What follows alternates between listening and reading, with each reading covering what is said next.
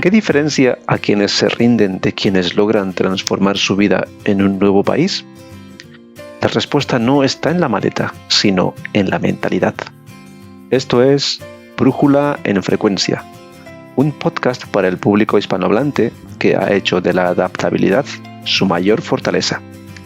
Desde los que llegaron de niños hasta los que se reinventaron como adultos, hoy analizamos la disciplina, el propósito y ese cambio de chip necesario para ver oportunidades donde otros ven muros. Sube el volumen, que empezamos. Hoy nos acompaña Mónica Kinson, una mujer que se define como valiente, organizada y resiliente. Su historia está marcada por el movimiento, la adaptación y la conexión con sus raíces. Actualmente trabaja como especialista en publicaciones científicas, un trabajo en el que colabora con científicos para ayudar a que la ciencia tenga un mayor impacto en beneficio de la sociedad. Originaria de Ecuador, creció en una finca tropical donde los sabores y aromas forman parte de su memoria. Beber agua de coco o disfrutar de un batido de tomate de árbol siguen siendo para ella una forma de volver a casa. Como tantas otras personas, llegó a España siendo niña de la mano de sus padres. Esa experiencia le ha llevado a construir una identidad que habita entre dos mundos, con raíces profundas tanto aquí como allí. Sin más, para empezar, cuéntanos, ¿qué parte de tu cultura de origen llevas siempre contigo como un tesoro y qué parte sentiste que debías dejar atrás para poder creer o crecer en tu nuevo destino? Muchas gracias por la invitación al podcast y la verdad es que es una pregunta muy interesante y no me la había planteado antes, pero diría que depende un poco el contexto, ¿no? Cuando estoy en el trabajo, yo creo que es un proceso en esa adaptación, sí que quizá en la parte de hablar lo pronuncio más con Cs, con Zetas, ¿no? Que es como muy característico de haberme adaptado a España. Pero cuando estoy con mi familia, con seres queridos y en momentos de más confianza, digamos, como que vuelve a salir ese ceseo de esa niña que quiere bromear, que quiere genuinamente soltar algún chiste, alguna broma. Entonces vuelve como ese deseo y es muy innato porque no lo pienso, no es como algo que activo o desactivo, sino que me lo mencionan y me doy cuenta por eso, porque me lo dicen, no porque yo sea muy consciente de ello. Es como ese deseo originario de haber aprendido español al otro lado del charco, ¿verdad? Exactamente, como esa esencia de esa niña que vino después de haber vivido un tiempo ya allí. Qué bueno, qué bueno. Creo que he contestado. No sé si me falta algo por contestar. Bueno, muchos migran por necesidad, otros por elección. En tu caso, ¿tú recuerdas cómo fue el momento en que tu familia te dijo que dejabas tu tierra natal? Igual fue estando muy pequeña, porque yo tenía 7 años y en ese momento no creo que llegara yo a comprender exactamente todo lo que implicaba el proceso, pero sí que mis padres pues planearon cómo iba a ser el cambio, ¿no? de país, porque mi padre se vino primero y ya estando aquí, me parece como unos 2 o 3 años, fue que ya nos trajo a mi madre y a mí. Entonces, una anécdota que me pareció divertida, después ya con el tiempo, fue que mi madre, aprovechando que yo no sabía de nada de fuera de Ecuador, me dijo que en España se hablaba inglés. Así que... En España se habla inglés. Así que, claro, me decía, si quieres integrarte bien y que tengas tus amigos, tienes que hablar inglés bien, porque si no te va a costar y no sé qué. Y claro, pues yo estuve como aprendiendo un montón de inglés. O sea, lo que me acuerdo más fue eso, de como esforzarme mucho más, sacaba mucho mejores notas. Y la sorpresa fue cuando llegué y nadie hablaba inglés. ¿Pero llegaste a hablar a alguien en inglés y te respondían en español o no? No Ay, te pues, acuerdas. pues esa parte de mi cerebro la verdad es que no la guardo. Autoprotección quizá, pero esa es una parte divertida, ¿no? De ese desconocimiento con el que, sobre todo de niños, ¿no? Esa inocencia de lo que nos depara ese otro lugar al que llegamos, ¿no? Y lo que sí recuerdo de mi infancia es ese desafío que quizá yo lo viví también desde la integración en un colegio, pero mis padres sí que tenían que buscar oportunidades en diferentes sitios, adaptarse. Los primeros años fueron más difíciles, sobre todo para ellos, pero bueno, oportunidades de aprender y bueno, anécdotas divertidas también. ¿Recuerdas alguna anécdota del colegio siendo niña? En tus primeros días, quizás. Pues ahí la verdad es que yo no estoy muy segura si en Ecuador también era la niña tímida. Creo que también, pero esa diferencia con la que ya venimos a nivel más o menos consciente, sí que me hizo serlo aún más. Entonces sí que recuerdo que me costó mucho integrarme en la escuela porque creo que los amigos, o pocos amigos que hice, era más como de contactos de mis padres, o sea, la suerte que sí tuve fue que cuando llegamos aquí, llegamos a un pueblito y teníamos conocidos que también habían venido de Ecuador, de diferentes sitios, entonces compartimos una casa grande y teníamos otros amigos también en el pueblo que tenían sus hijos. Entonces, como que al final buscamos crear un entorno que nos recuerde a nuestro lugar de origen y es muchas veces con gente del mismo país, ¿no? Entonces, aunque me costó integrarme con la gente en el colegio en general, sí que tuve esa bendición de que sí tenía un contexto social con más niños a mi alrededor con los que jugábamos y de hecho nos íbamos a un montón de sitios juntos y planeábamos cosas. Entonces, en esa parte hubo un poco el equilibrio, ¿no? Pero sí, o sea, no, me costó bastantes años como superar quizás ciertos paradigmas o ideas que me limitaban a poder jugar y simplemente no pensar más que simplemente jugar, ¿no? O hablar con la gente sin esos miedos o un montón de cosas, ¿no? Que me hacían ser bastante tímido. Qué bueno. O sea, qué bueno que hayas tenido esa oportunidad como de transicionar, ¿no? Entre tu llegada y tu adaptación a un colegio de gente muy diferente a lo que tú conocías. Sin embargo, tenías un grupito de niños que, siendo también del Ecuador, pues hizo que tu transición sea como más fluida, que no estuvieras viviendo sola continuamente o solamente rodeada de adultos. Totalmente. Qué bueno. En el proceso migratorio suele haber un momento difícil donde te sientes o no te sientes ni de aquí ni de allá. ¿Cómo viviste esa lucha interna y qué hiciste para dejar de sentirte extraño en ambos lados? Pues creo que es un proceso y llegando de niña creo que lo que decía antes, ¿no? No tenemos tanto esa conciencia de todo lo que implica o todos los prejuicios y paradigmas que hay de unos países con respecto a otros, ¿no? Pero sí que eso, me sentía diferente. En ese proceso del colegio, los primeros años, aprendía lo que decía de hablar con Cs, con Zetas. Yo en ese momento lo entendía más como un beneficio para que a la hora de escribir me sea más fácil reconocer dónde poner la C en lugar de la S o la Z.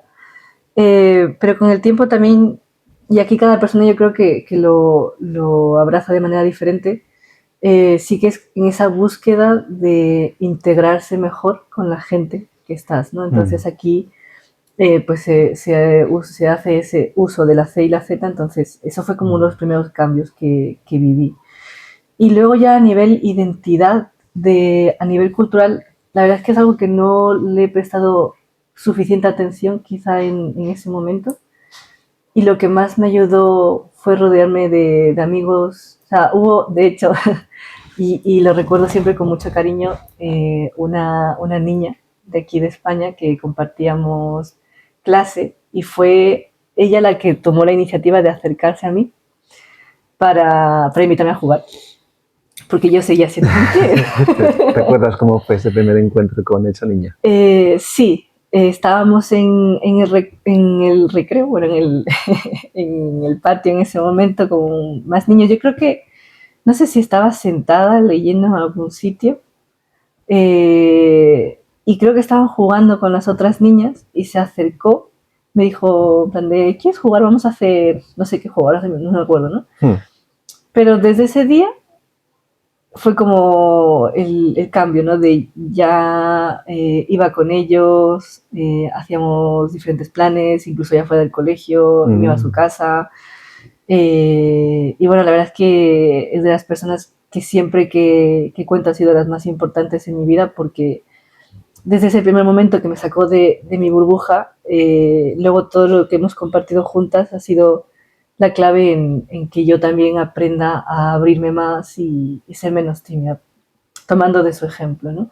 Porque al final, siguiendo en mi zona de comodidad de lo que había empezado en ese pueblito, yo me juntaba sobre todo con gente de Ecuador o gente latina, ¿no? O gente migrante, porque incluso cuando ya vinimos a Madrid, esos primeros años en el colegio, ahí me junté sobre todo con personas, tenía una amiga de China, tenía una amiga también creo que de Perú, otra de Ecuador. Y lo que pasa, que por qué llegó luego ese momento otra vez de el gap, ¿no? De estar sola otra vez en el patio, digamos, fue porque, claro, yo en mi propia clase no había yo trabajado una relación o me había yo esforzado tampoco desde esa timidez, ¿no? A generar alguna amistad con alguien, sino que como compartíamos el patio con gente de unas clases, o sea, nosotros a lo mejor estábamos exactamente, otros cursos, nosotros estábamos a lo mejor en quinto y compartíamos con gente de cuarto. Pues en la gente que estaba en cuarto sí que había gente inmigrante. Entonces ahí fue cuando yo en el patio, en lugar de juntarme con la gente de mi clase, que también era gente muy simpática, la verdad, pero fue esos miedos internos míos, que yo simplemente iba como a lo que me parecía más afín, ¿no? O que en ese momento sintieran los mismos miedos que sentía yo. Como el lado seguro. Algo así como un lado seguro, buscar seguridad. Entonces, claro, hasta sexto me vino muy bien porque estaba muy contenta con gente parecida y genial. Pero ya cuando pasé a primero de la ESO, fue cuando pasó lo de mi amiga, porque claro, ya en primero de la ESO el horario en el que compartíamos patio era diferente de los que estaban en la ESO a los que estaban en primaria. Y ahí fue cuando hubo ese choque de, o sea, ahora tienes que tomarte de verdad la molestia de integrarte con la gente de tu clase. Y era ese miedo infundado por propios pensamientos de no sentirme identificada o no sentirme entendida en esos miedos, ¿no? Pero, y de verdad que volviendo a ese momento me siento muy agradecida por eso, porque ni siquiera fue iniciativa mía, sino esta amiga, por su propia iniciativa, vino hacia mí. Y fue el momento de cambio para todo lo que vino después. ¿Dirías que esta amiga influyó de alguna manera en tu descubrimiento personal, en algo de ti? ¿O una transformación o una adaptación? Sí, yo espero que haya sido mutuo, pero sí que es una pieza muy esencial en mi vida desde ese momento, porque ella sí siempre ha tenido o siempre la he visto con esa energía positiva, súper abierta, súper alegre, de llevarse muy bien con todo el mundo, súper sociable, de esas personas que llegan a un lugar y ves un montón de gente de diferentes, o sea, que ves gente muy diferente y aún así ella es tan valiente, o yo la veo tan valiente, ¿no? De que ella va y a cualquiera le habla y empieza una conversación y súper bien, ¿no? Que luego elige, ¿no? De con quién desarrolla una amistad más profunda o no, pero esa facilidad de acercarse a la gente y charlar y simplemente estar en ese lugar, es algo que a mí me costaba mucho en ese momento. Por esos miedos de, ¿pero qué le digo? Y cómo continuamos la conversación, ¿no? ¿Qué cosas tenemos en común? Sentía que no había tanto en común o que iba a llegar un momento incómodo y no me atrevía. Entonces yo creo que fue mucho de aprender de ella, de todo ese tiempo que fuimos viviendo juntas en el hecho de tener planes, de salir, de ir a su casa, ella venía a mi casa. Entonces ha sido ella mucho ese referente de cómo yo aprender a esa socialización, ¿no? Y atreverme a muchas cosas que no me hubiera atrevido si no hubiera ido con ella a ese evento o a ese lugar. ¿Qué cosas dirías que te daban seguridad estando con esta amiga? O sea, quiero decir, si tu personalidad, como dices, era de alguien más tímido, más retraído quizás, y la personalidad de esta amiga era como más abierta, más energética, más optimista. Parecen que son como dos personalidades diferentes, pero ¿qué hacía ella para que tú te sintieras cómoda a su lado? ¿Sí? Yo, o sea, ahora que lo pienso, creo que nos retroalimentábamos mutuamente en diferentes aspectos, ¿no? Y sobre todo yo venía esa timidez de quizá de esa falta de autoestima y ella siempre tenía como muy bonitas palabras de reafirmación, ¿no? En plan de, pero si tú eres muy lista, eres muy guapa, no sé qué, vamos a hacer esto juntas. Siempre ha sido de las personas que más me ha animado y apoyado. Entonces yo creo que es como una planta, ¿no? Que le vas regando con esa agua, con esas palabras de apoyo, que aunque tarda en crecer, porque yo creo que no fue de un día para otro que ya de repente fui más sociable y tal, sino que durante esos años regó con mucho cariño, con mucha paciencia y muchas palabras bonitas, como para que yo también, sumado a otras cosas también, entiendo, me sintiera cada vez más confiada y me atreviera a más cosas, ¿no? Y viene de la mano de eso. Qué bueno. Qué bueno encontrar en un sitio diferente otro ser humano, ¿no? Otra persona que sirva para que eso nuevo a lo que te enfrentas sea más suave y más fluido. Y no sé, es como una bendición también tener esa posibilidad. Al hilo de lo que hablamos, a ver si te has planteado esta pregunta. ¿Qué descubriste sobre ti misma viviendo en un país diferente que nunca habrías descubierto rodeada de tu familia y tus amigos de siempre? En este caso, Ecuador. ¿Te has planteado alguna vez esa hipótesis? ¿Qué hubiera pasado si te hubieras quedado allá? Sí. otro momento de pensar. Pues alguna vez sí lo he pensado porque sin querer viene la comparación con familia que sí se quedó allí, ¿no? Porque como pasa en muchas familias, hay parte de personas que eligen hacer ese proceso de migración y otras personas que deciden quedarse, ¿no? Entonces, aunque no sea directamente trasladable su vida a nuestras vidas, sí que tienes como un referente, ¿no? De qué podría haber pasado. Aunque es eso, lo que digo, nunca va a ser a 100% tal cual. Pero yo creo que si me hubiera quedado, una de las probabilidades es que quizá hubiera dejado antes los estudios, quizá, o que no hubiera avanzado tanto en los estudios, quizá diría que me hubiera casado también más joven, quizá ya tuviera hijos también hace un rato.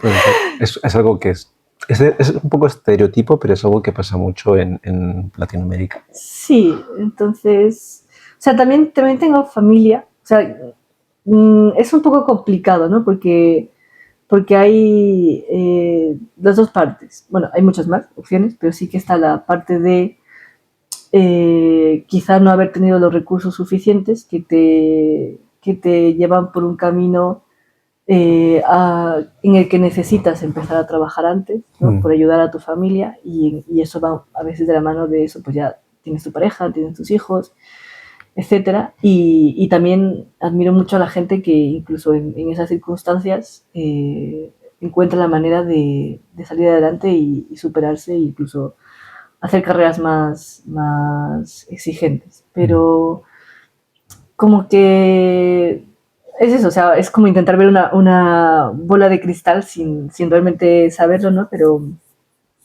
es como esa probabilidad que podría haber sido más ese camino o hubiera sido mucho menos probable el camino que finalmente sí que llegué a tomar en la parte profesional y de desarrollo personal.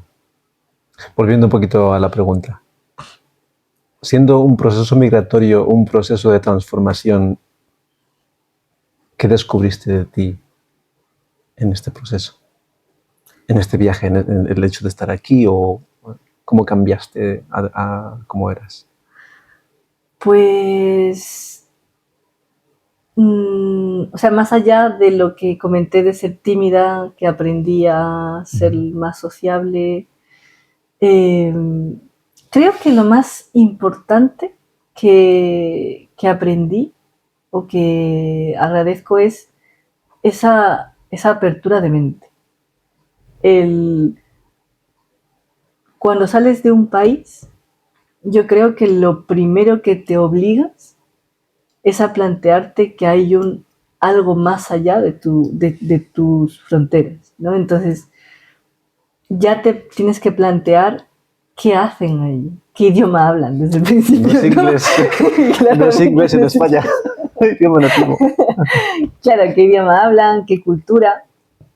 Y lo más importante es darte cuenta que incluso hablando el mismo idioma, y eso ya te das cuenta al llegar, que incluso hablando el mismo idioma, no necesariamente vas a compartir la misma cultura, los mismos intereses o la misma esencia de identidad cultural, ¿no? Entonces, esa es una de las cosas que más agradezco porque te da perspectiva, ¿no? De tu lugar en el mundo y empezar a ese proceso de autoanálisis, ¿no? De decir, bueno, entonces si el mundo es tan grande y hay tantas vidas y tantas oportunidades y tantos caminos en este planeta, ¿cuál es el tuyo, ¿no? ¿Qué quieres hacer con todo eso? Pues sí, al final me gusta mucho lo que dijiste, ¿no? Cambia tu sistema de creencias de alguna manera. Bueno, tú decides cambiarlo porque estás en una zona en tu zona no segura, porque no estás en tu ambiente, estás en uno muy diferente al que creciste. Estás en un sitio diferente a lo que tú conocías. Entonces, o abres tu mente o sufres. Porque vas a encontrar creencias y realidades muy diferentes a las que tú conocías. Totalmente. Me gusta mucho. Más cositas.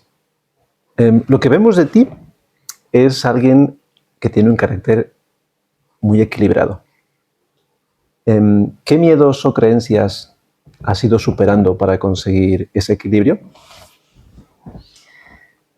Pues gracias por lo de personalidad equilibrada o tal. Es lo que vemos, lo que se ve en el entorno tuyo en general. Sí, pues gracias por el comentario. Pero quizás empezaría desmitificando un poco eso de que sí, o sea, de media podría decir que consigo tomar decisiones sopesándolas mucho, pero como todos yo creo que también tenemos altibajos, ¿no? Entonces sí que hay momentos más oscuros, momentos de más luz. Pero yo creo que lo más importante ha sido a pesar de sentirnos de sentirme de cierta manera en esos momentos más oscuros, tomar la decisión de actuar en pro del cambio que quiero. A pesar incluso de que haya tenido miedos y dudas sobre mí misma, ¿no? Entonces, eso. Y la pregunta, ¿la puedes repetir? Sí. ¿Cómo conseguiste, o qué miedos, o qué creencias limitantes has superado para conseguir una personalidad más equilibrada? Creencias limitantes. Miedos, diría, uno de ellos quizá que no hacerme entender, por ejemplo, como en esas conversaciones que decía, ¿no? Cuando te enfrentas a hablar con gente que tú tienes prejuicios de que no te van a entender, tienes ese miedo de decir algo inapropiado, decir algo que la gente no, con lo que no se siente identificado, entonces es como ese querer encajar, entonces no querer decir algo que la gente no entienda y que se note más que eres diferente, ¿no? Es que un poco paradójico. un poco paradójico, ¿sí? Rayada, yo creo, sí. No sé, otros miedos, yo creo que el miedo más grande que siempre he enfrentado y que seguiré enfrentando, claramente, es el perfeccionismo. Ya no sé si solamente por esa búsqueda de mejorar, por ser mujer también, puede ser que tenemos como estándares, tal, pero más yo diría por la vivencia personal de la exigencia que tenía iba a decir mis padres, pero más mi padre, sobre mí, ¿no? Pero yo lo entiendo desde el punto de vista de esa búsqueda de lo mejor, porque volvemos a la razón de por qué se ha dado esa migración, ¿no?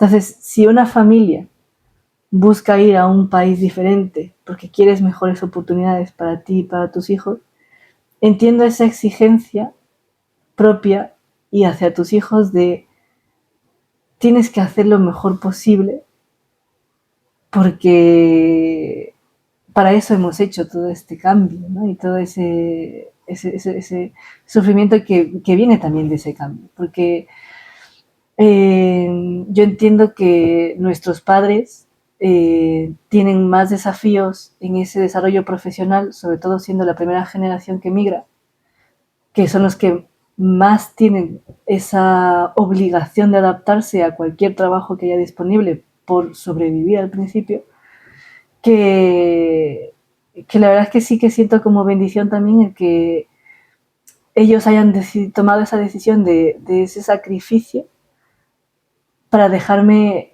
a mí como el máximo tiempo posible para poder centrarme en ese desarrollo profesional. O sea, de verdad que yo he sido la más consentida porque soy hija única y mi madre, o sea, mis padres los dos trabajaban un montón. Mi madre hacía absolutamente todo lo posible para que yo lo que tenga que hacer máximo es ir al microondas a calentarme el plato de comida. Pero a cambio estaba esa responsabilidad de sacar el máximo provecho de tus estudios, ¿no? Si puedes sacar un 10 en todo, vea por el 10 en todo. Entonces ahí está ese perfeccionismo que es una moneda de doble cara, que ha tenido esa parte de seguir buscando siempre hacer lo mejor posible, pero a veces también generar una parálisis para análisis de cuál es la mejor estrategia para conseguir lo mejor posible, ¿no? Entonces ese miedo de no ser suficiente y no ser suficiente para diferentes áreas de tu vida, para el trabajo, para los estudios, para la gente con la que quieres socializar. Entonces, ese es uno de los miedos que ha sido importante ir superando y que es algo que a día de hoy yo sé que con lo que conviviré, porque es una voz que está ahí, pero creo que el avance está en, de esas dos caras de la moneda, elegir la que me beneficia en buscar mejorar, pero en decidir actuar antes de quedarme en la parálisis por análisis, ¿no? ¿Qué es lo que te... O sea, qué hábitos, qué acciones o qué haces para salir de ese bucle vicioso de parálisis por análisis? ¿Tienes algún ejemplo que nos puedas comentar y que el público pueda apreciar? Imagino que depende del contexto. Como te decía, en la parte social, esta amiga me ayudó mucho a lánzate, a ve, pregunta. Luego también me ha gustado mucho el lanzarme, o sea, sí que me considero una persona valiente, a veces cuando he visto a otras personas que no lo son, pero es como con esa necesidad de quiero ayudar a la gente, entonces me lanzo a hacer algo o a preguntar algo para ayudar a que las otras personas vean que no es algo tan difícil. Entonces es como con esa voluntad de ayudar y de vamos a hacerlo juntos, ¿no? Mirar que no es tan difícil. Eso en la parte más social. Y en la parte más personal, cuando tengo que hacer yo algo por mí misma y yo sola, creo que es la rabia. ¿La rabia? La rabia. Y lo explico. La rabia, porque también me mueve mucho el tema de la desigualdad de género. Entonces, por eso lo mencionaba también antes. O sea, los que me escuchen seguramente dirán, a lo mejor no es tan marcado y ojalá que yo me alegro mucho que en su zona no lo sea, pero y gracias a la vida que estamos en países más desarrollados, que no es tan marcado, pero venimos de nuestros países donde todavía el machismo es algo que vives en el día a día y es una de las cosas que arrastramos también cuando vivimos en otros lugares. O sea, incluso yo, que no he vivido mucho tiempo en Ecuador, lo he visto en mis padres, ¿no? Ese machismo como tal. Yo he aprendido a identificar y ver las cosas que no quería repetir para mi vida, pero en esa desventaja que muchas veces nosotras queremos tener esa actitud servicial, ese no sentirnos suficientes para pedir o para exigir ciertas cosas, ¿no? Nos frenamos en no ir a por esa oportunidad, en no dar ese paso que realmente sí que queremos dar, ¿no? Porque luego, bueno, la gente puede buscar muchas estadísticas, ¿no? De diferentes trabajos, siempre hay, sobre todo en la parte más técnica o de profesiones más, más técnicas, hay un gap de género, ¿no? Tanto en el salario que se paga como en la cantidad de mujeres que hay a nivel de mando.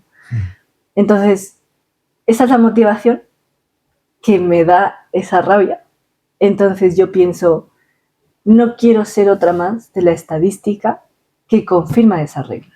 Yo quiero ser esa referente. O sea, no es que yo me considere aquí tampoco como súper tal, sino que yo pienso que necesitamos más referentes. Necesitamos más personas que nos muestren ese camino que es posible y que tengan la valentía de hacerlo y de reclamar lo que es suyo y demostrarlo, ¿no? Porque esa es la manera que vamos a construir una sociedad más justa. Entonces, yo misma no puedo esperar a que aparezca una referente de algún lugar, sino yo quiero primero serlo para mí misma. Entonces, es de esa rabia de la que me sale ese superar esa parálisis, porque es como, vale, sé que no va a salir perfecto, porque no hay manera de que sea perfecto para mí, ¿no? Y eso es inviable. Entonces, con lo que hay, con lo mejor que he podido buscar y preparar, lo voy a hacer. Y que sea lo que tenga que ser. Entonces, esa es la razón o lo que me ayuda, sobre todo en la parte que es para hacerlo yo sola. Y también eso, sobre todo con personas que están ahí, que me han apoyado y que, por suerte, aparte de mí misma, de tener esa rabia que me motiva, también en el camino me siento bendecida de que tanto mis amigos como colegas de trabajo, de proyectos, también los admiro mucho por esa valentía, por ese ir a por lo que quieren, que en esa colaboración es que quiero seguir con esta persona colaborando y haciendo y creciendo, ¿no? Porque me inspiran también. Así que es como esas dos motivaciones, de la rabia interna, de esa injusticia y el querer seguir ese camino que veo que me inspiran otras personas también. Qué bueno. Volviendo al tema de la rabia, ¿recuerdas algún proyecto personal que estés haciendo, que hayas hecho, en el que esa rabia te haya impulsado a empezar? Proyecto personal, sí, porque igual, o sea, es una mezcla de varias cosas, pero sí, es la parte de querer aportar a la sociedad. En esta búsqueda profesional encontré a una amiga que también es de Ecuador. La conocí por esta búsqueda de hacer networking, de conocer a gente dentro del sector en el que me muevo, que es la parte de comunicación científica. Y en ese camino de contactar a gente nueva, conocí a Carolina, que es con la que, bueno, o sea, es que fue súper especial, porque desde la primera vez que quedamos a conversar en una cafetería, que dijimos, bueno, vamos a, ya que estamos viviendo las dos en Madrid, vamos a reunirnos.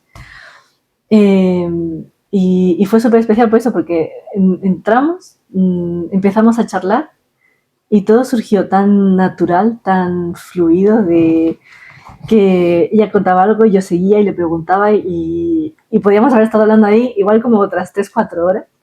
Pero fue como, bueno, es que ya son las 9 de la noche, creo que nos tenemos que ir a casa. Pero fue muy bonito y yo creo que ahí también sumó mucho varios factores, ¿no? Primero que ella también se sentía o sea, entre las dos estamos muy alineadas en lo que percibimos y la perspectiva que tenemos del sector y de la importancia de la comunicación científica para el impacto de la ciencia en la sociedad, ¿no? En la salud en general. Y también esas raíces compartidas, porque quieras que no,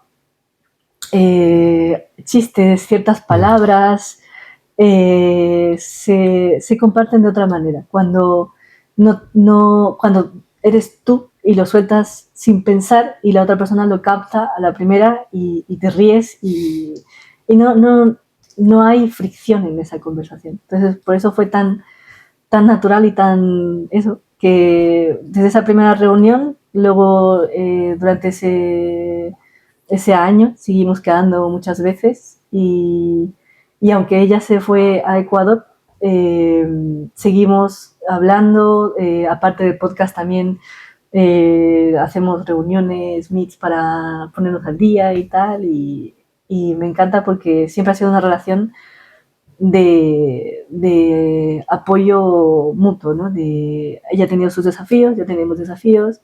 En el momento que nos conocimos estábamos trabajando en agencias de comunicación y después hemos vivido diferentes procesos, ahora estamos trabajando en diferentes áreas, pero dentro del sector todavía, ¿no? Muy relacionado con la comunicación científica. Así que está o sea, yo lo siento muy genuino, esa alegría de los logros suyos también me alegran un montón y sus desafíos los vivo también en ese poner también mis neuronas a, oye, ¿qué podemos hacer? ¿No? Si me lo pregunta yo con todo el cariño y como en ese espacio, ¿no? Mental y del corazón de seguir evolucionando y de las personas que digo que son las que más me inspiran por esa valentía y ese seguir buscando ese camino. Qué bueno, qué bueno. Yendo al lado profesional.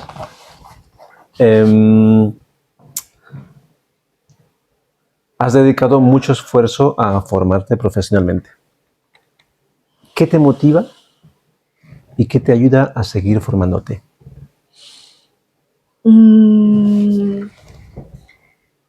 Lo que me motiva vuelve a ser Bueno, más bien diría como esa curiosidad, quizá.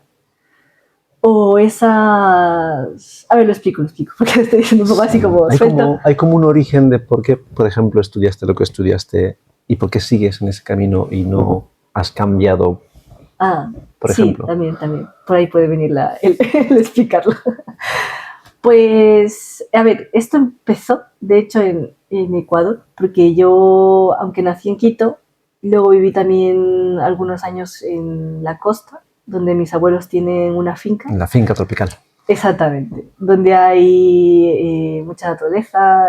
Mi abuela tenía pollos, pavos, cerdos también en su época. Y todo súper natural, que yo tengo muy buenos recuerdos, muy bonitos de esa época que vivimos allí con ellos. Entonces siempre me ha atraído mucho el explorar la naturaleza, el entender cómo funciona, el sentirnos que somos parte de un ecosistema más allá de nosotros a nivel individual o como sociedad solamente humana, ¿no? Entonces, por ahí ya empezaba la curiosidad en algo de la naturaleza, de la vida. Y cuando ya vinimos a vivir a España, hubo ahí un punto de inflexión porque viviendo en Valera, imagino que se sumaron muchas cosas, pero desencadenaron que a mi madre le diagnosticaran que tenía lupus, bueno, que tiene lupus, ¿no? Y con el tiempo entendí que es una enfermedad autoinmune, que nuestro sistema de defensas, que está pensado para protegernos, tiene un fallo y hace que ataque a nuestro cuerpo. Entonces, según el tipo de enfermedad, va a atacar diferentes partes, ¿no? Pero a eso es lo que se refiere a una enfermedad autoinmune. En ese momento yo no lo entendía. Yo solamente entendía que mi madre estaba sufriendo, que era algo que le limitaba en muchas cosas que quería hacer. Entonces, fue en ese momento que dije, ok, yo sentí esa necesidad de, yo le quiero ayudar, pero yo como niña, claramente, a lo mejor cuando se le diagnosticaron yo tendría unos 9 años, por ahí más o menos. 9 añitos. Probablemente. Entonces, claro, yo no podía ayudarle con 9 años, ¿no? Pero sí que empezó esa semilla de quiero ayudar, si no a ella, directamente a personas que como ella estén sufriendo y que yo, aunque igualmente es algo tan grande que yo no lo puedo hacer sola, pero formar parte de las personas, de los profesionales que están ayudando a gente como ella y como muchos otros pacientes a tener una vida más, volver a sentir que ellos tienen control o que ellos tienen la capacidad de vivir, ¿no? Tener como una vida vidas, independiente. Exactamente, de disfrutar de sus vidas, ¿no?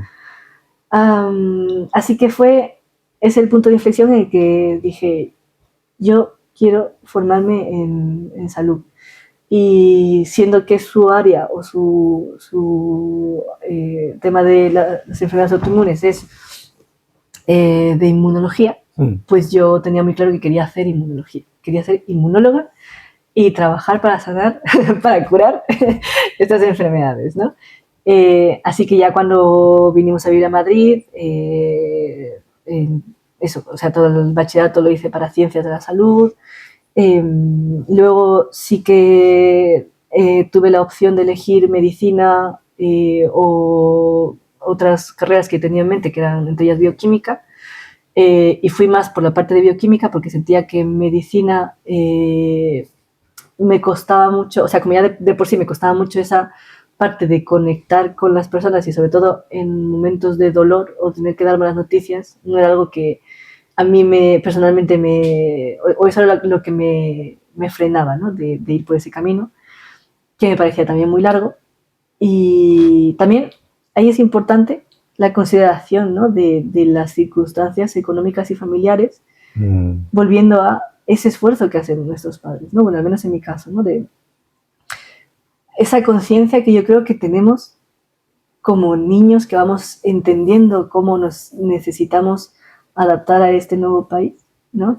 Con muchas nuevas oportunidades, pero yo en ese momento ya pensaba sé que quiero hacer esto, pero voy a tratar de hacerlo de la manera lo más eficiente posible para que sea en menos tiempo y poder ayudar antes a contribuir a mi familia, ¿no? De yo también trabajar y aportar. Entonces, por eso también fue esas dos razones principalmente por las que dije, no, yo prefiero hacer una carrera de 4 años y luego especializarme en inmunología y ya poder ayudar a los investigadores, porque desde muchas partes, y luego descubrí que hay muchas más, se puede contribuir a que llegue esa solución al paciente, ¿no?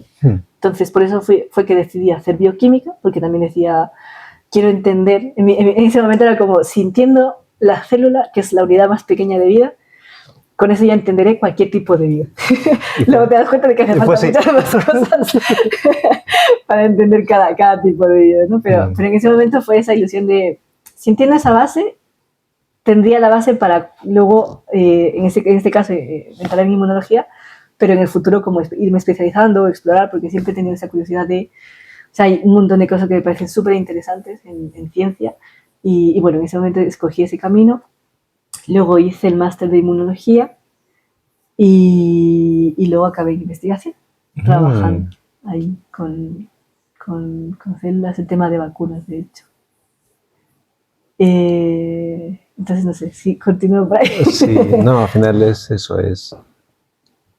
O sea, que uno de los motores de tu formación continuada es el hecho de que tienes un familiar que tenía una enfermedad de un tipo y tú querías entender y saber más sobre cuál es el origen de ese tipo de enfermedad para poder ayudar. Exactamente. ¿Y crees que ese será tu motor de forma continuada? Ese siempre ha sido mi motor, pero se ha ido transformando. No el motor, sino la manera en cómo yo lo aplico a mi desarrollo profesional. ¿Puedes explicarlo un poquito? Sí, porque inicialmente fue como muy... Claro, en la mentalidad de una niña y adolescente, cuando yo tomé la decisión de elegir la carrera, la información que tenía era limitada y mi idea era el camino para ayudar a pacientes es investigación, o médico o investigación. Era como mis dos opciones, ¿no? Entonces era como, vale, pues si ya he descartado medicina, pues voy a investigación. Y en investigación, la verdad es que también me siento muy agradecida por la oportunidad que tuve de experimentar todo lo que es el camino hasta llegar a la investigación, porque igual requiere mucha disciplina, requiere muchas horas, que uno también va con mucho cariño, porque al final cuando trabajas sobre todo con cosas que están vivas, ¿no? Trabajamos con células, con animales, es eso, o sea, las células en fines de semana no descansan. Los animales, ¿no? Entonces era como, bueno, o sea, incluso a pesar de esos desafíos o ese extra de tiempo que le tenías que dedicar, iba con cariño, la verdad, y me gustaba mucho todo el proceso de el diseño experimental, cómo tenemos que crear los diferentes experimentos para obtener X resultados, ¿no? Que nos ayuden a descifrar más cosas sobre lo que estamos investigando. Pero sí que llegó un punto en el que me di cuenta que, como al final, como en todo trabajo, ¿no? Va a haber cosas que nos gustan mucho y va a haber cosas que nos gustan menos. Eso es. Entonces, de las cosas que me di cuenta que menos me gustaban era la parte de la repetitividad. También tiene su doble moneda, ¿no? Porque tú una vez que aprendes a hacer cierto tipo de experimentos, te especializas y lo puedes hacer muy bien. Pero como es normal también en investigación, para que algo tenga una significancia, es decir, que yo pueda trasladar un resultado a una población muy grande, lo tengo que replicar en una población muy grande. Lo tengo que repetir X número de veces para que tú puedas decir con seguridad, esto pasa en general y es una estadística que me confirma que esto es así. No es algo que haya pasado hoy solamente a esta célula, ¿no? Claro.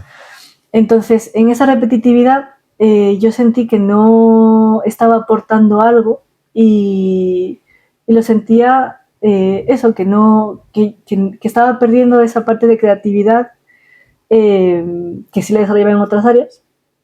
Entonces, cuando empecé más a trabajar en el proceso o en el autoanálisis de qué es lo que quería para mi futuro, fue cuando más trabajé en entender cómo lo que sí me gustaba y las fortalezas que tenía las podía usar en otros caminos profesionales, ¿no? Y ahí fue clave uno de los cursos que hice, porque hice el curso de Libertad Conciencia, que lo descubrí igual por redes sociales, creo que por Instagram, que es un curso en el que nos ayudan a perfiles científicos a entender que hay muchos otros caminos en los que podemos trabajar fuera de la investigación y fuera de ser doctores también.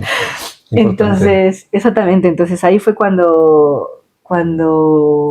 analizando a través de ese curso todas las habilidades técnicas, las habilidades blandas, como se dice, que me di cuenta de que lo que más me gustaba era la parte de comunicación, porque de por sí siempre me ha gustado mucho preparar las presentaciones y aunque me ponía nerviosa, luego dar la presentación a mi clase era algo que me encantaba porque era como, lo estoy haciendo o buscaba la manera de hacerlo súper dinámico para que la gente esté atenta y tal. Entonces, de lo que descubrí tirando de ese hilo de oportunidades fue que podía trabajar en redacción médica. Entonces, redacción médica. Exactamente. Entonces, es que los científicos que se dedican a escribir las descripciones, por ejemplo, de folletos para pacientes o a crear formaciones de nuevos fármacos para médicos, para que los médicos los puedan llevar a los pacientes, también son redactores médicos. Diferentes especializaciones, porque también es un área muy variada, pero descubrí ese mundo y me encantó.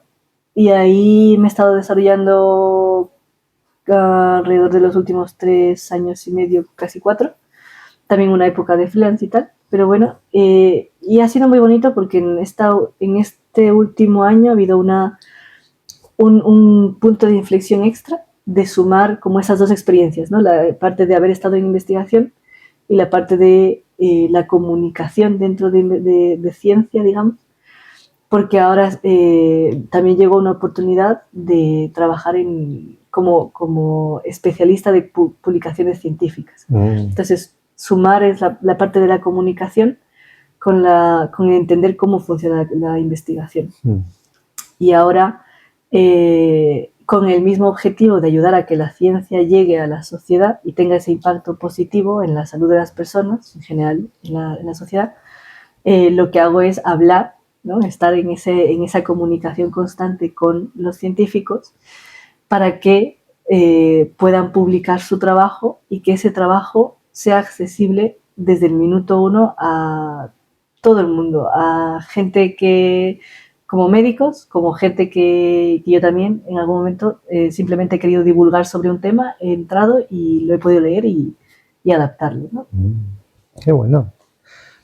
¿Te has preguntado qué hubiera pasado si no hubieras hecho el curso de LSC? ¿Cómo sería tu vida? Porque has mencionado que así fue como un punto de inflexión. Totalmente. No me lo he planteado. Sí que fue un punto de inflexión porque fue lo que me llevó a darme cuenta de que hay muchos más caminos. Pero sobre todo yo creo que fue la manera en que nos ayudaron a salir de nuestra zona de confort con más herramientas para esa exploración. Porque durante el curso trabajamos como la estrategia de nuestro currículum, hacer la entrevista, trabajar nuestro LinkedIn para un rol en concreto, pero fue como esta metáfora de como cuando quieres ir a comer pescado, digamos, ¿no? Y es preferible que te enseñen a pescar a que te den el pescado ya cogido, ¿no? Entonces fue eso, el enseñarnos esa estrategia de cómo hacer esa adaptación de todo lo que necesitamos para llegar hasta ese puesto de trabajo, que luego es trasladable a cualquier otro cambio que quieras hacer luego a otro trabajo, a otra área. Pero esa estrategia y Y sobre todo la parte inicial que partíamos de nuestro Ikigai, que eso me pareció esencial, que es ese concepto del propósito personal, ¿no? De todo lo que sabe, que es lo que comentaba antes, ¿no? Yo me he dado cuenta de que hay cosas que me gustaban menos, pero también que se me daban quizá peor, y otras cosas que me gustaban más y que se me daban mejor, porque también le ponía más entusiasmo, ¿no? Le pones más energía y sin querer más tiempo. Pues ahí es en ese análisis de, vale, ¿qué es lo que se te da bien? ¿Qué es lo que sabes hacer? ¿Qué es lo que la sociedad necesita? ¿Y qué es de lo que sabes hacer lo que se te pagaría por hacer, ¿no? Entonces, en ese autoanálisis de muchas áreas, ¿dónde está la parte que solapa?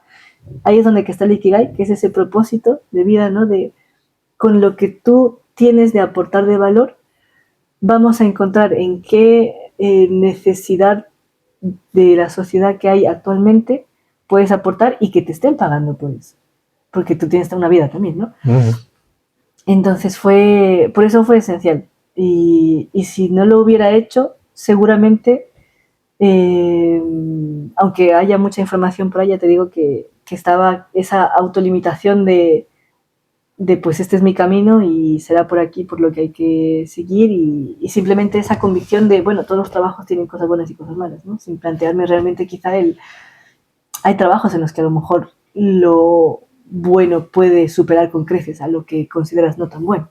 Claro. O sea que si no hubieras hecho este curso, quizás seguirías todavía en el mundo académico que dijiste antes, que era como tenía partes muy repetitivas, pero no sabrías de que hay más oportunidades porque no conocías tu Ikigai. Exactamente. Creo que fue la puerta de abrir a un mundo nuevo, porque si no sabes, y ahora lo pienso así, ¿no? Si no sabes lo que buscas, ni siquiera te vas a poner a buscarlo. Porque es que es infinita, las posibilidades son infinitas. Entonces necesitas definir qué es lo que vas a buscar para decir, joder, pues si busco esto tendré que ir por allá en lugar de en la otra dirección. Yendo un poquito hacia atrás y para la audiencia, ¿serías capaz de definir tu Ikigai en unas palabras? Me pillas un poquito ahí, pero tirando un poco del hilo de mi título que tengo puesto en mi LinkedIn, que esa parte sí lo hemos trabajado bastante con lo del curso y tal, diría que mi Ikigai, que es como el propósito en sí, es ser el medio por el cual tanto los científicos como la ciencia que producen llegue a la sociedad de tal manera que genere el máximo impacto posible para beneficiar a las personas desde áreas como su salud, como el que tengan más comodidad en su día a día y que al final creemos un mundo más justo, ¿no? En ese sentido. Qué bonito. Qué bonito.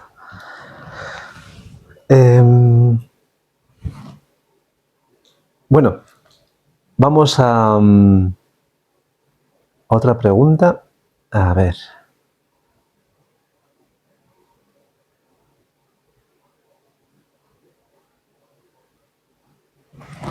Tiene que ver un poco con el Ikigai y con todo lo que hemos visto antes. Para alguien que nos escucha y sienta que está picando piedra sin ver el diamante, ¿qué importancia tuvo para ti la formación en todo este proceso de encontrar tu Ikigai?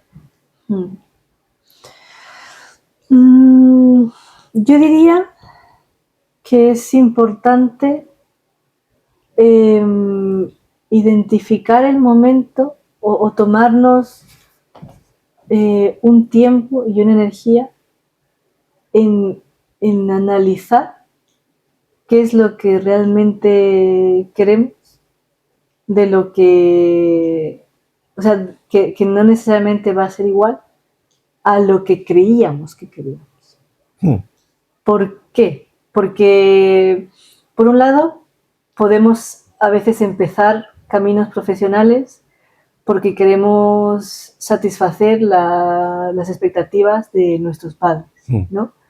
Lo que decía, y es algo muy común, yo creo, no solamente como familia migrante, pero está esa presión, ¿no? de hemos ido a un nuevo país, estamos sacrificando muchas cosas, realmente muchas cosas, pasando por un montón de desafíos, ¿no? Con todo lo que eso implica, con el objetivo de que si no, como padres, los hijos tengan las máximas posibilidades de desarrollarse profesionalmente, ¿no? Y a veces eso muchas veces viene de la mano de estos son los caminos de éxito que creemos como cada sociedad tiene, el doctor, el abogado, el tal, que son como los únicos, entre comillas, mejores, ¿no? O los padres que a lo mejor no consiguieron ser algo y que a sus hijos les dicen, pues tienes que seguir ese camino, ¿no? Entonces, por eso creo que es importante el plantearnos si estamos siguiendo el camino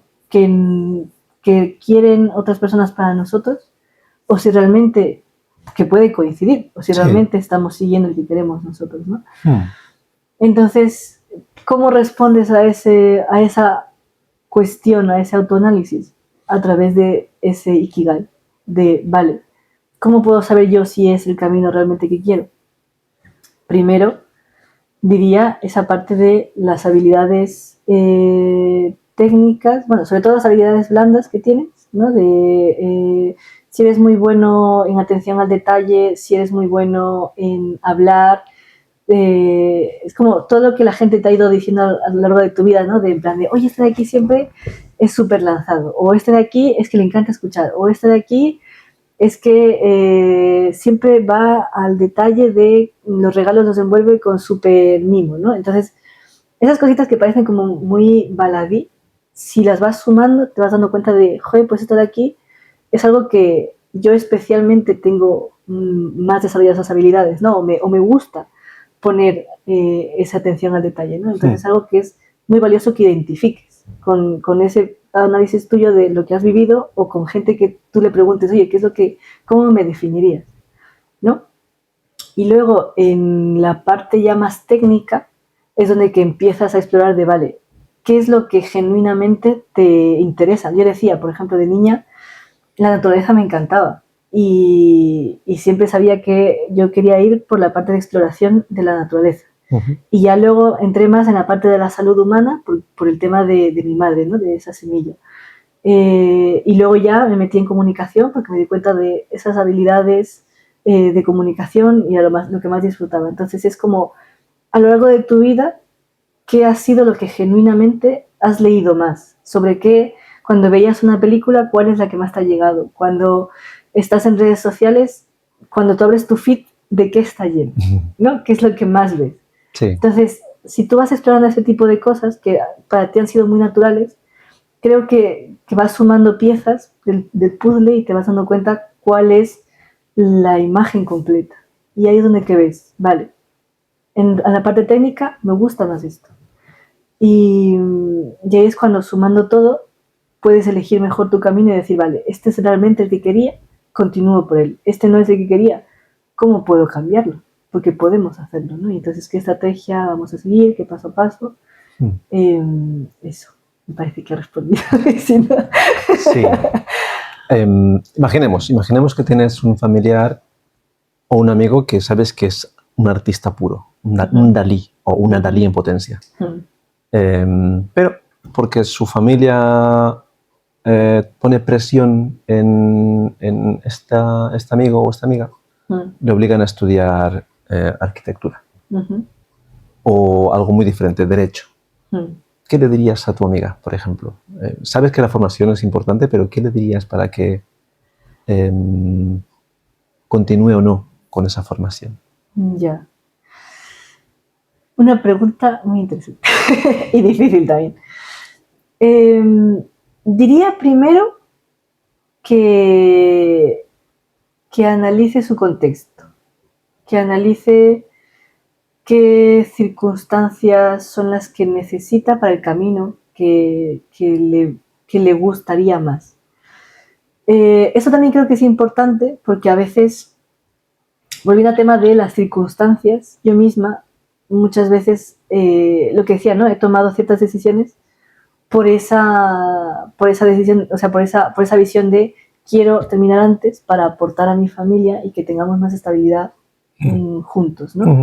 Entonces, por eso creo que es importante ese no compararnos, que es algo que yo misma lo he hecho mucho sin querer, el compararme con otras personas de, joder, es que esta persona ya ha terminado la carrera o ya o ha tomado ciertas decisiones que a mí me hubieran gustado tomar a lo mejor y que pienso, pero ¿por qué yo no las estoy tomando así? ¿O qué estoy haciendo mal? Y en esa parte yo creo que sobre todo en los primeros años, cuando llegamos, yo porque vine de niña, pero para las personas que también llegan en otras circunstancias, creo que es importante el analizar y ser como humildes y gentiles con nosotros mismos de, vale, ¿qué es lo mejor que puedo hacer en las circunstancias que tengo? Dicho esto, para esta persona que le encanta el arte y que su familia está diciendo que haga arquitectura, es decir que la mejor amiga que comentaba antes que ha sido la pieza clave para que yo me integrara mejor y socializara más también, es artista y una de mis referentes también más grandes, no solamente desde niña para toda la parte de adaptarme, de integrarme, de creer más en mí misma incluso. A nivel profesional también la admiro mucho porque ha sido esta referente también lo has sentido también como su Ikigai, o sea, en su momento ninguna de las dos sabíamos lo que era el Ikigai siquiera, ¿no?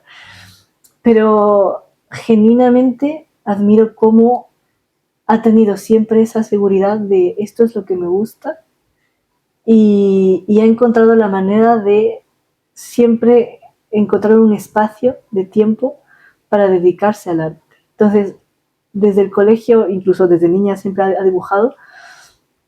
Y claro, no es algo que construyes de un día para otro, ¿no? Pero también ha tenido trabajos de supervivencia, picando piedra y cosas así. Exactamente. Todos como tenemos trabajos de necesitamos recursos, necesitamos ayudar a nuestra familia, necesitamos vivir, necesitamos pagar facturas. Pero el seguir picando esa piedra, ¿no? El seguir con esa convicción de esto es lo que quiero, esto es lo que me llena, es lo que con el tiempo ha creado esa base que le ha permitido vivir solamente del arte. Y o sea, es lo que digo, ¿no? Me parece una crack. Y como ella, habrá más personas en diferentes profesiones que también lo llegan a conseguir, ¿no? Pero es lo que vuelvo a decir, es lo que tú dices, me encanta esa expresión de picar piedra, porque a lo mejor esa piedra para una persona es del tamaño de una puerta, para otra persona a lo mejor es del tamaño de un edificio, para otra persona es de diferentes tamaños esa piedra, ¿no?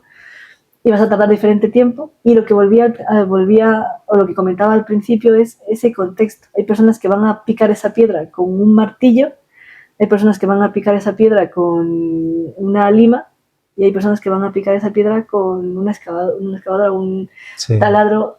Cada uno tiene sus circunstancias y lo que creo que es bonito es darnos cuenta que la vida es lo suficientemente larga como para que nos compense el haber seguido picando esa piedra y haber llegado a descubrir lo que estaba guardado ahí, ¿no? Porque llega el momento. Cada uno toma más o menos tiempo, por lo que decía. Las herramientas son diferentes, el tamaño de la piedra es diferente, pero que aunque en el camino necesitemos un apoyo de un trabajo que nos permita seguir viviendo, que sigan encontrando ese espacio para seguir picando esa piedra que es la que realmente les motiva. O sea que el Ikigai sería tener esa fe o esa fe entendida como creencia sin verla, de que al final de picar toda esa piedra hay un diamante. Totalmente, no lo había dicho de mejor manera. Me gusta. Otra. Muchos caemos al principio en una mentalidad de escasez. O cosas como miedos que nos frenan a conseguir lo que queremos, ¿no? ¿Cómo lograste dar el salto a una mentalidad de abundancia? Donde ves oportunidades y mientras que otras personas ven amenazas. Eso también ha sido un proceso. Y creo que viene mucho del tema de la autoestima y de esa confianza que viene de esa autoestima, ¿no? Creo que cuando tenemos esa mentalidad de escasez es porque creemos que las oportunidades son muy pocas y siendo pocas oportunidades no creemos o creemos que hay mucha gente mejor que nosotros que va a llegar antes que nosotros a esas oportunidades, ¿no?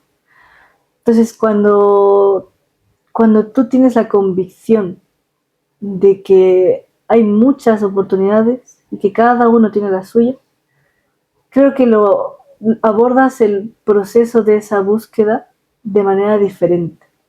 Ya no piensas tengo que ir más rápido porque si no viene otra persona a quitármelo, sino cómo puedo ir mejor para encontrar la que es exactamente para mí, ¿no? Es muy diferente.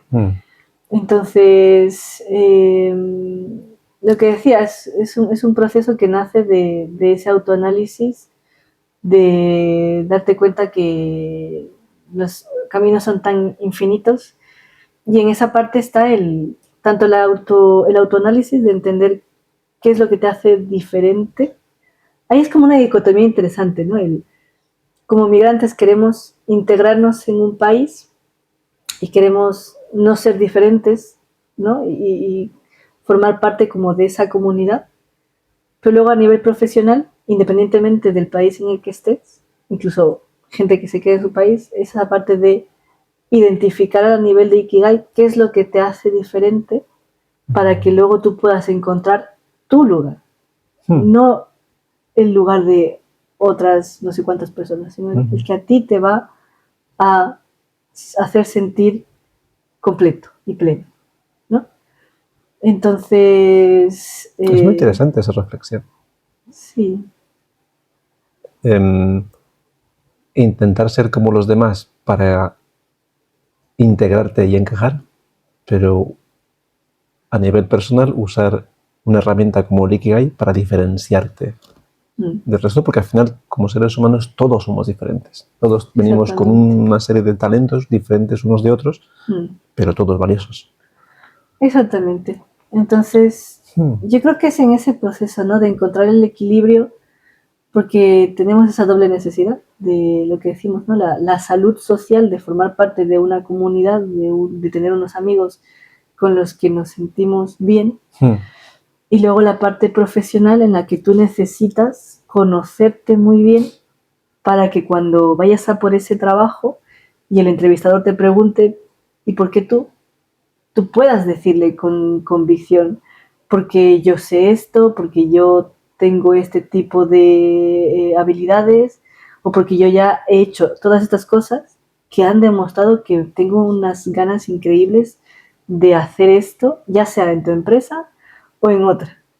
Entonces ahí esa convicción de si tú quieres la oportunidad de trabajar conmigo, es hoy. No te lo quieras.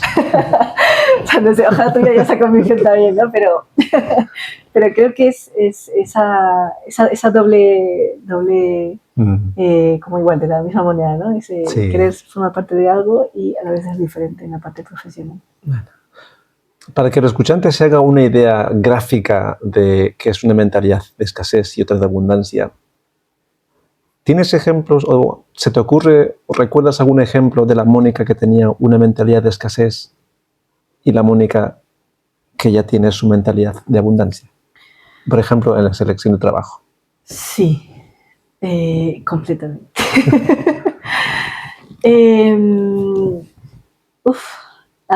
Cuando tenía la mentalidad de escasez, estaba esa autoestima muy bajita o muy limitada y la sensación o el pensamiento era que cualquier trabajo que apareciera sea, cualquier trabajo, quiero decir, incluso dentro de, con que tuviera que ver con la ciencia, ya era suficiente para que yo eligiera estar en ese trabajo. Porque era como, es que tengo que dar gracias que al menos me han visto y me están dando esta gran oportunidad para estar ahí, ¿no? En plan de, es que da gracias que siquiera tuviste esa oportunidad. O sea, como para alguien, para ti, da gracias, ¿no? Por esa sensación de no saber suficiente, de no aportar lo suficiente. Y así fueron quizá los primeros trabajos. Y a través de eso, de todo ese proceso de autoanálisis, después del curso, de sentirme que tenía las herramientas, la mentalidad de abundancia, y me gusta mucho la idea de océano azul que lo comentaban en el curso, es esa parte de como cuando tú vas o vienes viajando, ¿no? En avión desde tu lugar de origen y estás pasando por encima del océano y parece infinito, o sea, que no se acaba y pasan las horas y no llegas al otro país. Entonces te imaginas el océano tan grande, tan grande, tan grande, que dices, es que tienen que haber peces y tiene que haber de todo un poco allí, ¿no? Entonces, en las últimas oportunidades que he tenido, ya con más información, con sentirme más empoderada, ha sido el igual que sentirme un igual a igual, ¿no? Quizás no al 100%, pero sí que más en ese sentido de, vale, yo te cuento sobre mí para ver si a ti te gusto, pero cuéntame también sobre ti, en el sentido de la empresa, el puesto, ¿no? Para ver si a mí me gustas. Hay un cambio radical. Exactamente, entonces ya no es el da gracias que al menos tienes oportunidad, sino es, vale, hay oportunidades muchas, pero ¿cuál es la que me gusta a mí porque está alineado con mis habilidades y yo sé que puedo aportar lo mejor de mí? ¿O qué es la que a largo plazo me contribuye a la estabilidad personal que también estoy buscando? Es muy diferente. Y aunque el tiempo pasa, porque a veces tampoco se encuentran las oportunidades rápido, tienes esa confianza de que están ahí y que simplemente están a X meses a lo mejor de encontrarla.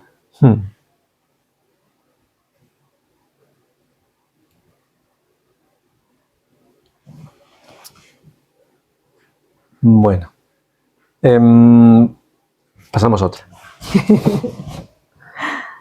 En base a tu experiencia de vida y las barreras que has superado, ¿qué creencias o miedos has ido dejando atrás y te han traído mejores oportunidades de vida? Creencias o miedos que ya no tengo. Sí, aquellas que has ido descubriendo y que sabiendo que estaban y las tenías, las has reemplazado, por ejemplo, por otras diferentes. Y haciéndolo, has visto que tienes más oportunidades o que te han llegado más oportunidades. En la parte, sobre todo diría en la parte de socializar, que es lo más diferente que he hecho. Pero es curioso porque al final te dedicas a la comunicación. Sí, ¿verdad? Exactamente, porque he encontrado la motivación para hacerlo. Pero sí, o sea, lo más grande, el cambio más grande ha sido el miedo ese a hablar con la gente. Pero yo creo que sobre todo ha sido hablar de mí. ¿Sabes? Es diferente cuando yo he tenido que enfrentarme a conocer a gente nueva y en un entorno más de socializar simplemente porque tienes que hablar sobre tú, te preguntas sobre tu vida, tus intereses, empiezas a preguntar de, bueno, ¿qué series ves? ¿Qué partidos? ¿Qué ropa de tal? ¿Qué viajes? ¿Qué no sé qué? Y ahí siempre ha estado ese miedo de, es que yo no hago todas esas cosas, ¿no? Ahí tocamos quizá un tema que sobre todo en los primeros años más como delicado o quizá que se comparta también, porque volvemos a cuando tú vas a un lugar nuevo, no todas las personas tampoco pasan por esa misma experiencia, ¿no? Pero cuando tú vas a un lugar nuevo porque buscas mejorar, porque has tenido dificultades en tu país, cuando llegas a ese lugar nuevo no es lo que decíamos todo de rosas y de repente ya consigues el trabajo de tus sueños y tu familia vive súper holgada y viajas un montón y compras un montón de cosas y haces un montón, ¿no? Es al contrario, es al menos lo que digo, los primeros años, la supervivencia, ¿no? Entonces, los gastos siempre son los mínimos, buscas estar bien de salud, pero quizá no tienes tanto ese margen de, bueno, vamos a viajar como familia a un montón de sitios cada verano y vamos a comprarnos un montón de cosas y vamos a coleccionar otras tantas, ¿no? Entonces, cuando entras en conversaciones personales donde tocas ese tipo de cosas, creo que entras con incomodidad porque es lo que veníamos diciendo, de que tú buscas formar parte de esa comunidad, pero ya partes de una desventaja en que yo no tengo ese margen para irme a hacer esos viajes, irme a comprar esto, aunque yo a lo mejor tuviera todas las ganas de irme con todos mis amigos a todos los viajes y hacer todas las cosas que queríamos, pero que es que no implica un dinero que en ese momento no había. Entonces priorizas que lo que necesitas es invertir en, claramente, tu vivienda, tu comida, tu salud y existir y formarte, ¿no? Entonces, por eso yo creo que también ha sido un proceso de aprender, incluso en la parte de socializar, a sanar esas heridas de, sí, he sido diferente en esos años y en ese momento me costaba mucho por esas limitaciones que yo las sentía también como un defecto personal, como no sé, algo malo, pero con el tiempo lo he ido entendiendo mejor y simplemente son prioridades, porque incluso a día de hoy, teniendo mejores circunstancias, ¿no? Tomo decisiones en pro de lo que siento que es bueno para mí, ¿no? Pero ya antes lo veía más como una limitación, y ahora es una decisión, ¿no? Decido o no gastarme el dinero en X cosas. Entonces, por eso era como comunicarme o hablar sobre cosas personales me costaba mucho más por esos miedos, esas limitaciones que veía, ¿no? Sí. Y ya con el tiempo, lo que te decía, ya para socializar, pues ya mucho mejor. Es como, bueno, si salen temas diferentes, los hablo con mucha más naturalidad, mucha más confianza, las circunstancias también son diferentes. Pero ha requerido un proceso de sanar también, ¿no? Todo eso. Y claro, y me dedico a la comunicación porque es comunicación en ciencia y sobre todo en la parte de divulgación o sobre todo en la parte del trabajo, te sientes mucho más en confianza porque sabes de lo que hablas, hablas con gente de ciertas cosas más concretas, ¿no? Y cuando empiezas la charla, esa charla más breve, pues tampoco entras en mucho detalle. Como, Sí. Bueno, pues qué tal, qué haces, no sé qué tal. Sí, la verdad es que has tocado un tema muy interesante que daría para un episodio totalmente nuevo, que es el tema de los diferentes tipos de migración que hay en general, ¿no? Hay migraciones que son por necesidad, otras por decisiones de educación, de formación o incluso simplemente por elegir experimentar una realidad diferente y no tener esas limitaciones económicas que muchas veces en muchas familias o muchas personas se enfrentan, ¿no? Deciden salir. Entonces, Totalmente. Bueno, vamos en las últimas preguntas, que ya un poco cerramos esto. Vamos a hacer una copia de todo lo que hemos visto hasta ahora. Vale. Y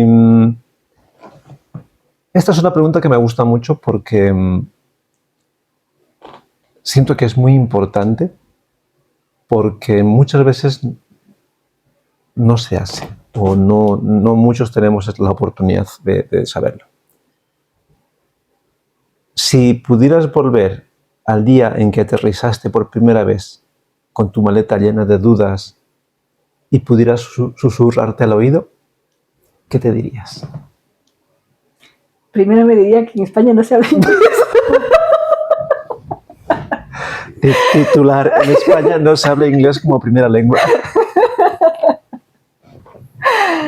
Ay. Y segundo, difícil. A esa niña de 7 años que llegó al aeropuerto, la verdad es que agradezco que no en ese momento tenía esa edad y no tenía tanta conciencia, porque cuando yo llegué, la ilusión que tenía era de volver a ver a mi padre, porque no lo había visto ya en 2 o 3 años. Entonces la alegría de voy a ver a mi papá. Y llegué a ese aeropuerto y la verdad es que de ese camino ya no me acuerdo mucho más. Ya fue el viaje a Cuenca. Pero si pudiera decirle algo a ese niño, sería que...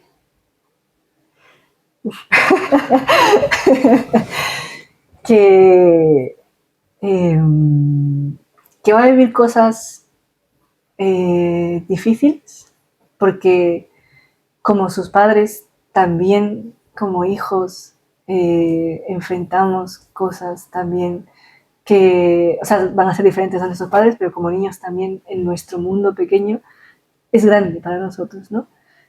Pero que en cada desafío que va a ir viviendo y en cada herida que va a ir abriéndose en ese camino de adaptación, luego va a encontrar la manera y van a llegar personas a su vida que le van a ayudar a cerrar esas heridas, a sanarlas, que va a encontrar en esas personas la inspiración, la fuerza y en sí misma la confianza de seguir avanzando en el camino que elige, porque es esa confianza la que le va a abrir más puertas, le va a llevar a abrir más puertas, sabiendo que en ese caminar es en donde va a encontrar esas herramientas y la información que necesita para seguir hacia ese objetivo que se ponga. Qué bonito. Me recuerda a una estrofa de un escritor muy famoso que era lo de caminante no hay camino. Se hace camino al andar, ¿no? Totalmente. Qué bonito. Qué bonito.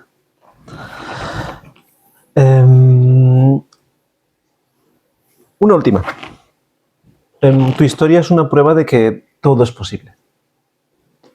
¿Qué es lo primero que debería hacer mañana mismo una persona que nos escucha y sienta que su proceso migratorio se está haciendo cuesta arriba o que se está frenando?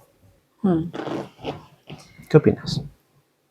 Yo le diría que haga 2 cosas. O sea, tampoco soy la persona más adecuada para hablar de lo que necesita hacer en su proceso de migración, porque como decía, yo vine de niña. Entonces ahí la que más se movió y se enfrentó a todas las temas papeleos y tema integración a nivel documental fue mi madre. Entonces no tengo tanta esa conciencia, pero lo he visto en amigos y amigas muy queridas.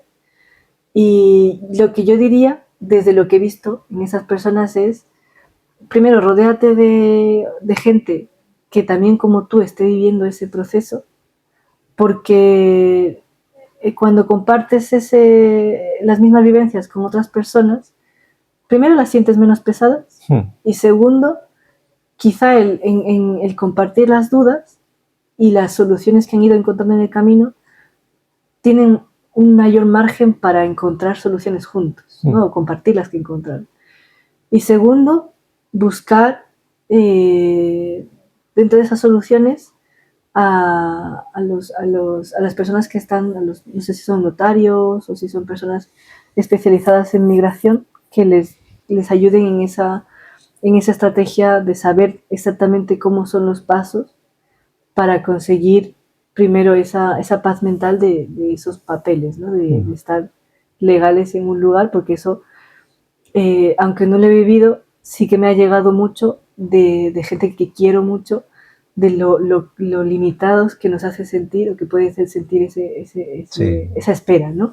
Que se puede hacer muy larga. Entonces, por eso yo creo que es encontrar a gente afín. O sea, y yo como niña, cuando llegué, aunque lo hice de forma muy, no sé si egoísta o por no salir de mi zona de confort, el juntarme con gente que sentía que me entendía, me ayudó a sobrevivir o sea, no estaba tampoco mal, pero como a sobrellevar mejor esos primeros años en el colegio, ¿no? O sea, cuando estaba en el pueblo con la gente del mismo país y cuando llegué a Madrid con las niñas que también venían de otros países. Entonces, creo que a veces es que puede ser igual la misma moneda, ¿no? Aunque juegue como en contra, porque estás todavía en tu zona de confort y no sales de tu burbuja, pero quizá el primer año o intentar encontrar un equilibrio de 50-50 o si es 30-70, cada uno encontrará su porcentaje, ¿no? Pero que una parte sea encontrar gente que te entienda, que te acompañe o a la que puedas acompañar en ese proceso de adaptación, porque van a haber preocupaciones, miedos similares y se van a ayudar de verdad, y buscar también a gente del lugar al que llegas para que te ayude a entender mejor ese lugar y ayudarte a descubrir cómo puedes tú formar parte de esa sociedad mezclándote e integrándote de verdad. Pues pienso que eso aplica a muchas cosas, ¿verdad? Porque si quieres conseguir algo que todavía no tienes, lo ideal es rodearte de personas que ya lo tienen o saben o están en la misma búsqueda. Porque al final eso te ayuda a trabajar en equipo para centrarse más en las soluciones y no tanto en el problema. El acompañamiento. Totalmente. Qué bueno. Sí, gente que ya tenga ciertas respuestas. Qué bueno. Pues esta ha sido la última pregunta. Con esto acabaríamos. Y yo resumo un poco toda la entrevista